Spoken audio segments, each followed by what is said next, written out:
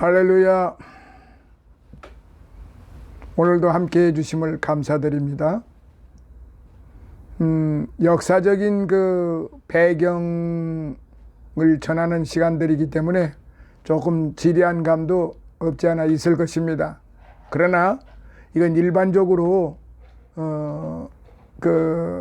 많이 알고 있는 스토리들이 아니기 때문에 이런 역사적인 배경을 통해서 우리가 성경 역사, 성경을 볼 때 매우 유익이 된다는 점을 미리 말씀을 드립니다.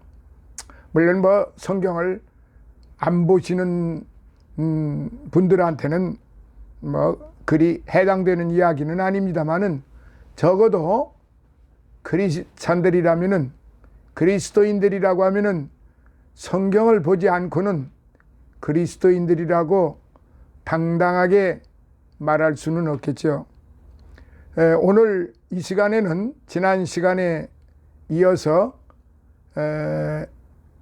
세 번째 나라, 세 번째 족속인 블레셋 족속에 대해서 말씀드리기로 하겠습니다. 이 블레셋 족속은 그레데 섬에서부터 이동하기 시작하여 기원전 1200년경에 팔레스타인에 정착을 하였습니다.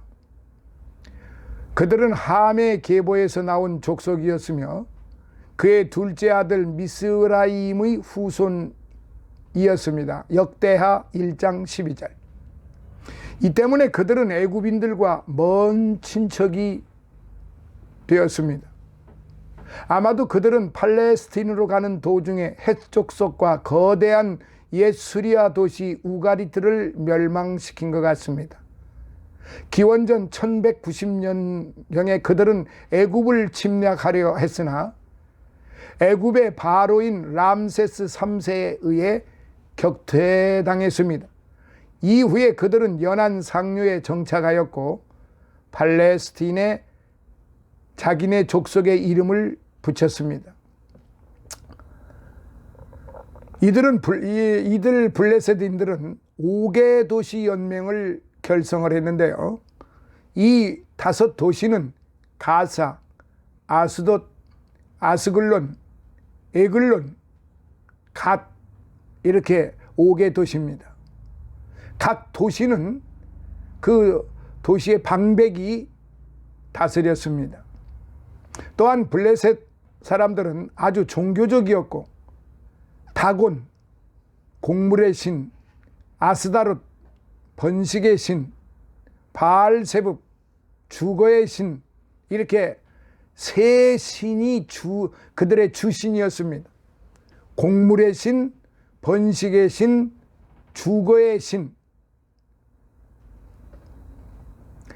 바알세붑은 후에 귀신의 왕이란 뜻의 바알세불로 일컬어지게 됐는데 마태복음 12장 24절 예수님을 바알세불의 왕이라고 그랬죠.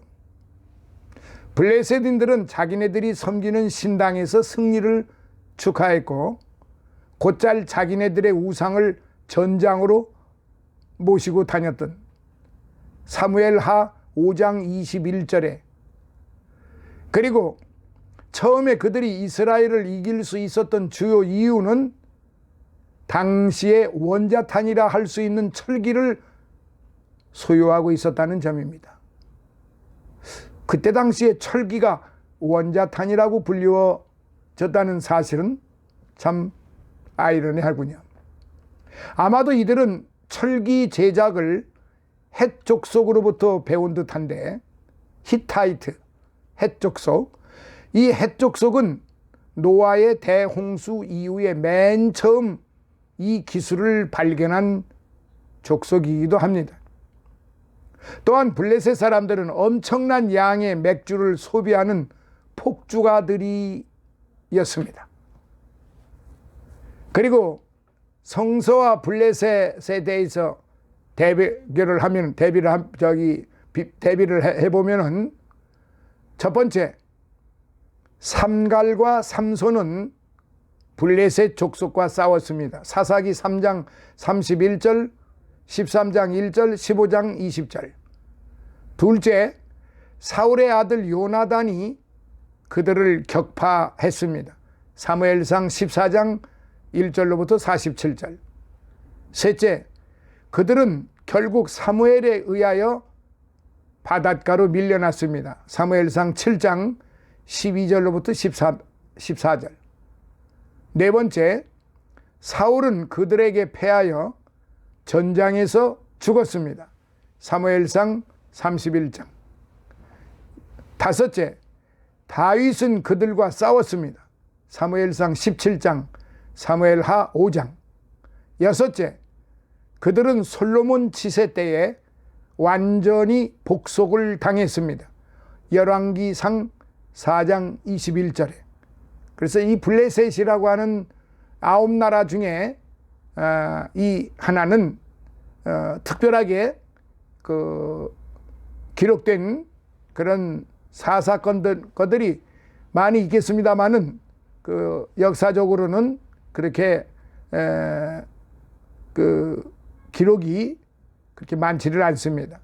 어쨌든 이 블레셋으로 말미암아 삼손의 이야기를, 삼손을 우리가 기억할 수 있고, 이 블레셋을 통해서 바알세불의 왕, 귀신의 왕이라는 소리를 우리가 성경 마태복음 12장에서 볼 수 있는데, 바로 예수님을 향해서 귀신의 왕이라고 했던 점, 이런 점들이 이 블레셋 족속들을 통해서 나왔다고 하는 사실입니다. 이제 이 세 번째 나라인 블레셋은 여기서 마무리가 되고요. 자, 네 번째 애굽인들에 대해서, 이 애굽에 대한 네 번째 이야기를 진행하도록 하겠습니다. 메소포타미아와 마찬가지로 애굽인들은 인류 역사상 가장 오랜 민족이기도 합니다. 애굽은 주위를 둘러싼 천연 방벽의 보호를 받았고, 북쪽에는 바다, 남쪽, 동쪽, 서쪽에는 사막이 있었기 때문에 애굽은 침략해 들어가기가 매우 어려웠어요. 애굽의 문명은 진실로 나일강의 기적을 이루어냈습니다. 그래서 우리가 나일강의 기적, 또 우리 대한민국은 한강의 기적, 그렇게 말을 하지요. 애굽의 문명은 바로 나일강의 기적이라고 시작합니다. 세상에서 가장 긴 이 강입니다. 4037마일이니까 남아프리카의 빅토리아호에서 시작하여 북으로 흘러 지중해로 들어갑니다. 그러니까 엄청 긴 강이죠. 또한 바람 때문에 강의 왕복 항해가 용이하였습니다. 북쪽으로 가려는 배들은 흐르는 물을 타고 쉽게 항해할 수 있었고, 남쪽으로 가려는 배들은 바람을 이용하여 쉽게 상류로 거슬러 올라갈 수 있었습니다. 그리고 지리적 위치 때문에 나일강 상류의 애굽은 남쪽에 위치한 반면에 나일강 하류의 애굽은 북쪽 나일강의 삼각주에 위치했습니다. 삼각주에 이르러 나일강은 7개의 지리로 나뉘어 지중해로 들어갑니다. 그래서 애굽의 지배자들은 흰 왕관을 썼고, 아래 애굽의 지배자들은 붉은 왕관을 썼습니다. 또한 애굽의 왕조들에 대해서 살펴봅니다. 기원전 3300년에서 시작하여 알렉산더 대왕의 치세에 이르는 330년에 이르는 시기는 기원전 3세기경의 역사가 마네토 분류에 따르자면 정치적으로 30개의 왕조로 나뉩니다. 이 굉장한 거죠. 30개의 왕조로 나뉘는데, 애굽 역사의 기본적인 윤곽은 첫째, 기초 왕조의 시대인데, 기원전 3000년부터 2700년 제1, 2왕조, 수도는 멤피스. 성서적 표현을 따르자면은 이사야 19장 13절, 예레미야 2장 16절, 에스겔서 30장 참고하시면 됩니다. 여기서 메네라는 이름의 지배자가 30개 왕조의 초대 왕이었습니다. 아마도 이 사람은 창세기 10장 6절에 나오는 미스라임이었던 듯 합니다. 미스라임은 함의 둘째 아들이었습니다. 자, 두 번째, 고왕국. 기초 왕조 시대가 지나고 이제 고왕국. 기원전 2700년부터 2200년, 약 500년 정도. 제3왕조부터 제6왕조까지인데요. 이 시기에 거대한 피라미드이 건축이 되었습니다. 세 번째, 제1중간기 기원전 2200년부터 2000년, 200년 전에 200년 동안 제7왕조부터 제10왕조까지입니다. 그리고 네 번째, 중왕국. 그렇다고 해서 중국을 말하는 거 아니에요. 중왕국, 기원전 2000년부터 1800년인데 제11왕조부터 12왕조까지인데 수도를 더베로 옮겼는데 이 시대는 무덤을 예술적으로 꾸미던 때였습니다. 다섯 번째, 제2중간기 기원전 1800년부터 1600년 제13왕조부터 제17왕조까지인데 힉소스 왕조, 아시아의 방백들, 이 힉소스 왕조는 아시아의 방백들입니다. 이 힉소스 왕조가 기원전 1674년에서 1567년까지 제15, 17조 통치입니다. 통치를 하고 한 것입니다. 제6 번째, 신왕국. 기원전 1600년부터 1100년인데요. 제18왕조부터 제20왕조까지인데 애굽의 국력과 부가 절정에 이른 시대. 이때 이스라엘 족속이 애굽에 있었던 때이며 출애굽 사건이 이때 일어났습니다. 신왕국 시대. 기원전 1600년서 1100년까지. 이때 바로 모세라고 하는 이스라엘의 지도자, 출애굽 사건의 그 인도자 모세가 바로 이 왕조 시대에 살았던 사람이고, 이 왕조 때 출애굽 사건을 일으킨 그런 것이죠. 그런 시대죠. 그러니까 잘 기억해 주세요. 뭐 다른 거는 그냥 참고적으로 제가 말씀을 드리지만은 지금 제가 말씀드린 이 신왕국 기원전 1600년부터 1100년 제18왕조부터 20왕조까지인데 이때가 애굽의 국력과 부가 절정에 이른 시대인데 이때 바로 모세가 애굽의 두 번째 왕자로서 활동하던 시대고 이스라엘 족속이 애굽에 있었고 출애굽이 있었던 시대입니다. 자, 7번째, 제국 이후의 시기. 기원전 1100년부터 300년까지. 제21왕조부터 제30왕조까지인데 이 기간 중에 22명의 시삭이 지배했습니다.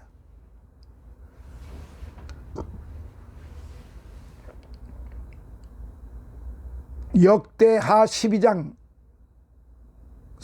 보시면 알 수가 있습니다.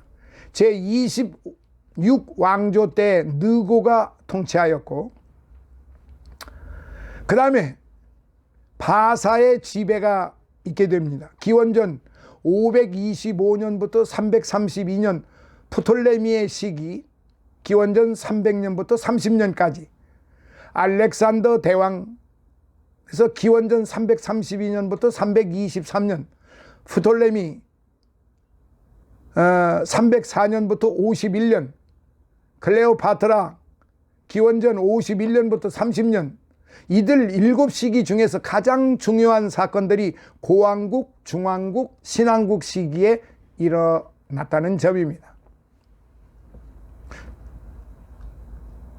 바로 요와 같은 요 시기에 엄청난 사건들이 많이 있게 되었고, 지금 제가 말씀드린 신구약 중간시대, 신구약 중간시대가 바로 지금 제가 말씀드린 이 제국 이후의 시기 이후에 바로 그 바사의 지배로부터 시작을 해서 이제 프톨레미에 이르기까지, 그리고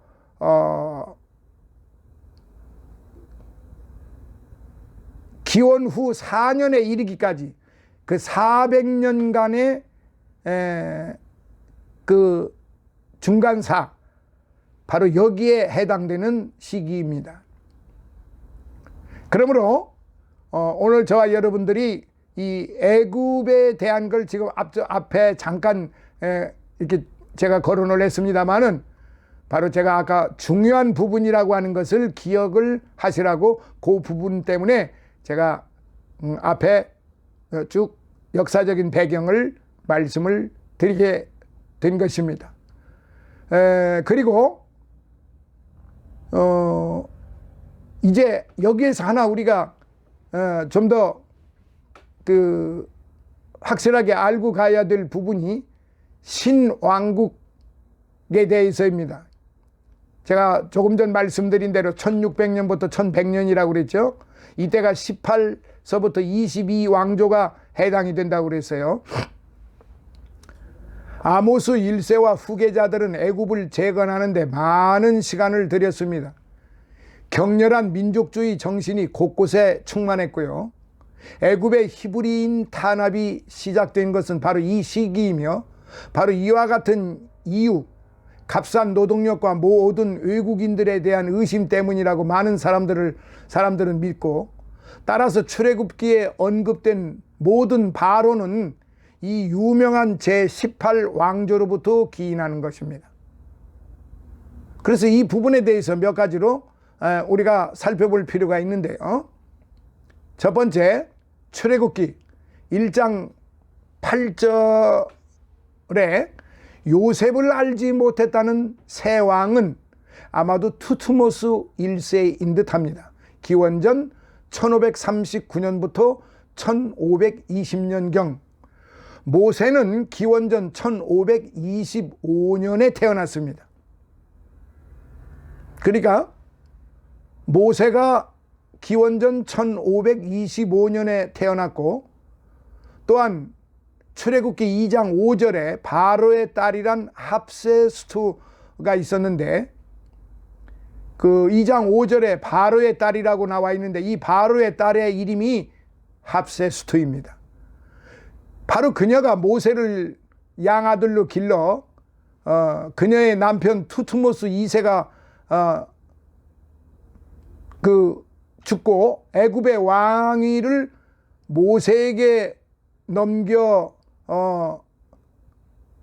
주기로 그렇게 했던 것입니다.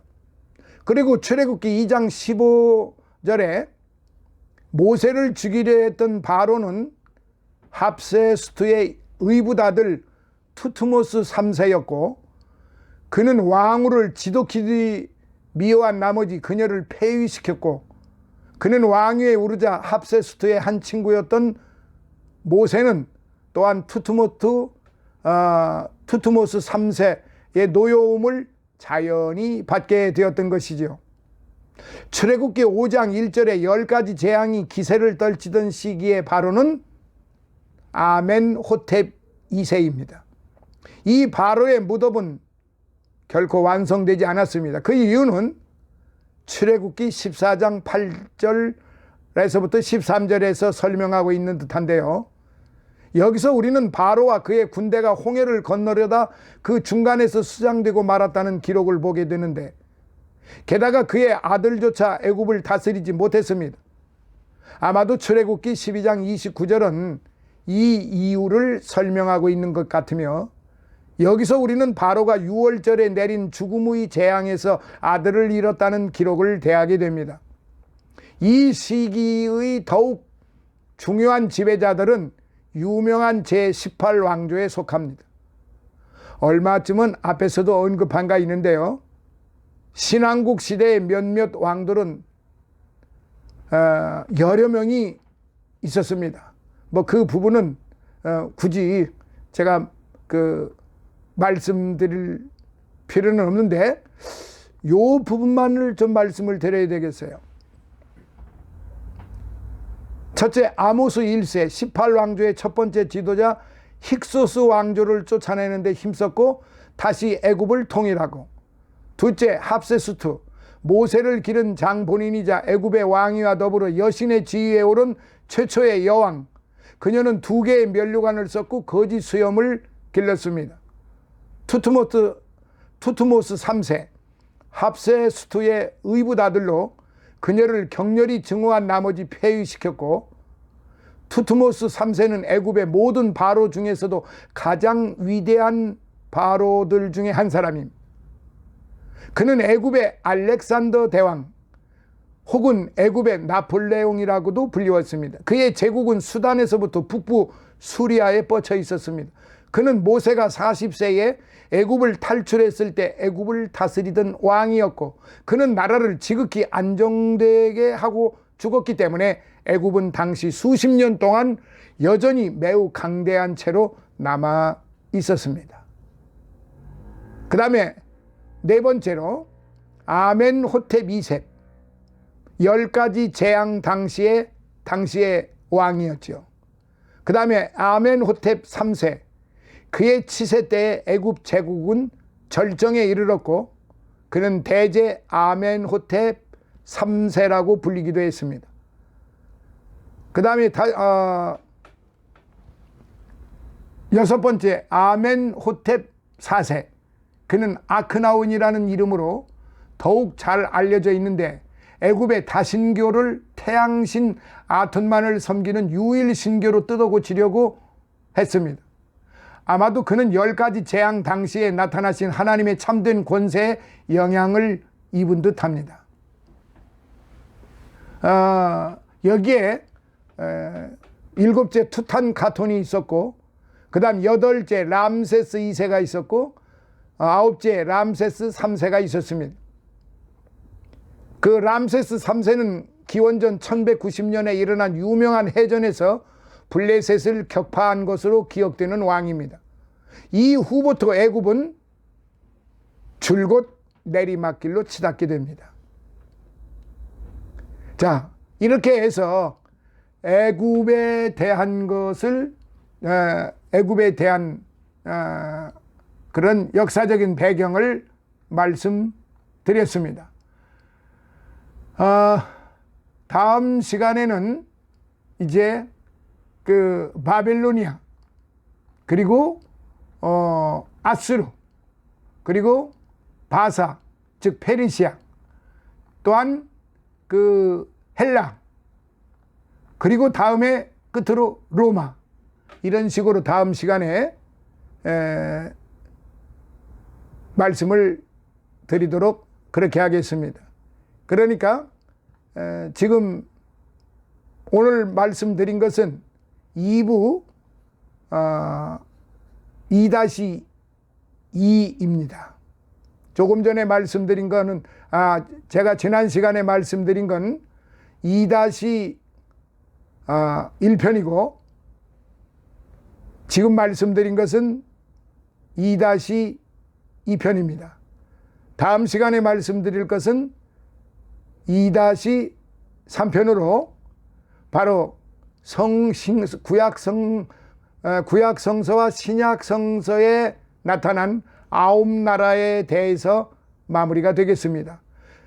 이 로마까지 말씀을 드리게 되어야만 신구약 중간사의 역사적인 배경을 우리가 잘 살펴보게 되는 것입니다. 그러나 이것을 좀 더 구체적으로 말씀드리면 한도 끝도 없습니다. 제가 간추려서 말씀을 드린 것이기 때문에 그래도 우리가 고대 신구약 성서에 나오는 9나라에 대해서 우리가 살펴보게 되면은 성서 신구약 성경에 대해서 더 많은 이해가 되고, 그리고 확실히 역사적으로 기록이 되어 있는 사건들을 우리가 접하게 된다는 사실이지요.